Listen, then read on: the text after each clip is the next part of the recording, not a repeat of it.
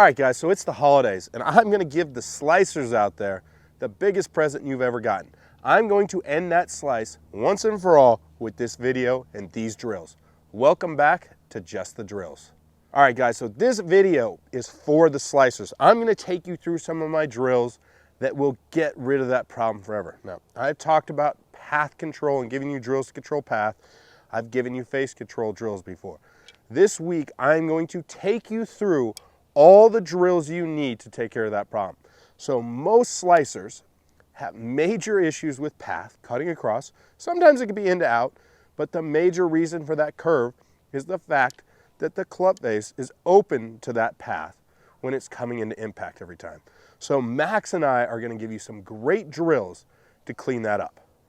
All right, guys, if you enjoy these videos, please make sure you hit that like button.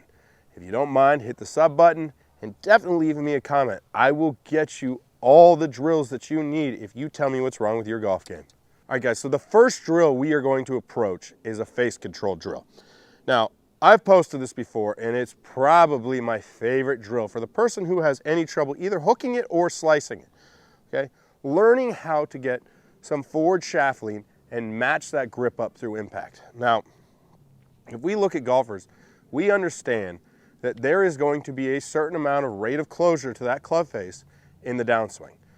People who start to add flexion, get the grip a little bit stronger, and get the shaft falling behind them, generally have a longer span where they can get that club face shutting down so that it's square into impact, versus a player who's steeper who has to make that movement through impact. So a more vertical steep player who has that open face coming in is going to have what we call a faster rate of closure. Someone who's shallowing it is going to have a much slower rate of closure and is going to be able to control the club face better. When you hear golf professionals talking about taking the club face out of play, that is what we are discussing.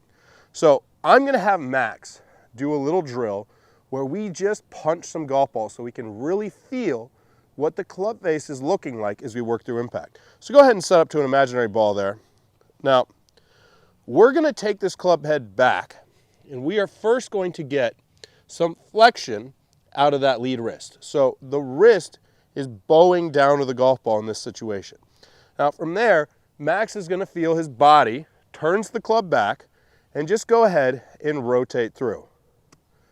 So that movement right there, grab a golf ball, that movement right there is putting you in a position where we are squaring up that club face in the backswing and then just holding that angle as best we can. So go ahead and hit that, flex it out, turn it back, rotate through. Beautiful. So you start to get the feel for what everything feels like in the impact. Some players are going to want to get in here and just strengthen their grip, where some players are going to want to add more flexion in their downswing. Either of those methods is fine, but what we're looking for, set up for me real quick. What we're looking for in our downswing is right here when we get to club parallel in the downswing. This club face is curled down and it's matching Max's spine angle, okay? From there, we can just turn, keep the hands ahead, and deal with having a square club face. So I'm gonna have you hit a full swing for me here. Now, a lot of players get in here and they add flexion in transition. Max is one of those players, right? When he was younger, I had him doing this drill a lot. So go ahead and make a full swing. He's adding the flexion in transition, which is helping to square up the club face.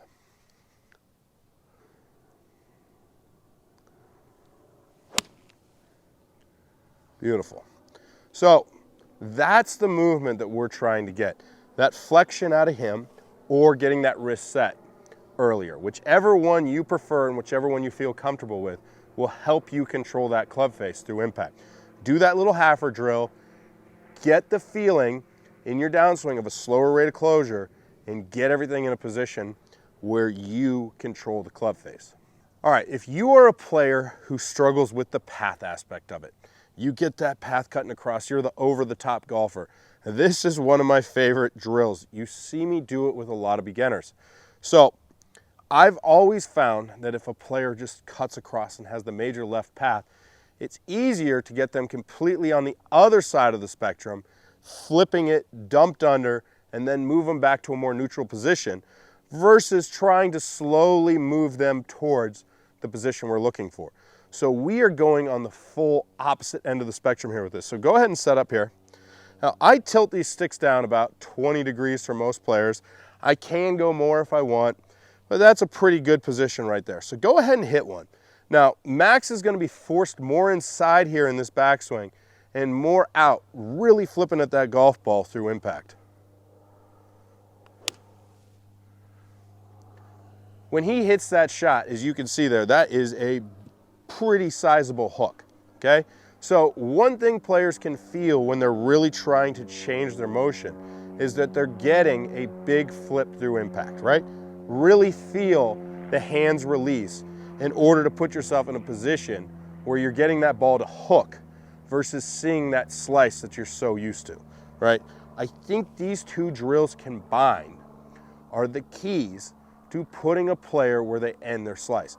If you're doing this dumped under drill and you're the guy who hits the big block slice and you can notice that your path is working well into out, you can go the complete opposite way where you go over and under the stick versus under and over. Both of them will work. I hope these drills end your slice once and forever. Enjoy the holidays, and I hope to see you next week. Hey guys, if you like this video, please like and comment. I come out with new content every Saturday, Sunday, Tuesday, and Thursday. Thanks a lot, you guys.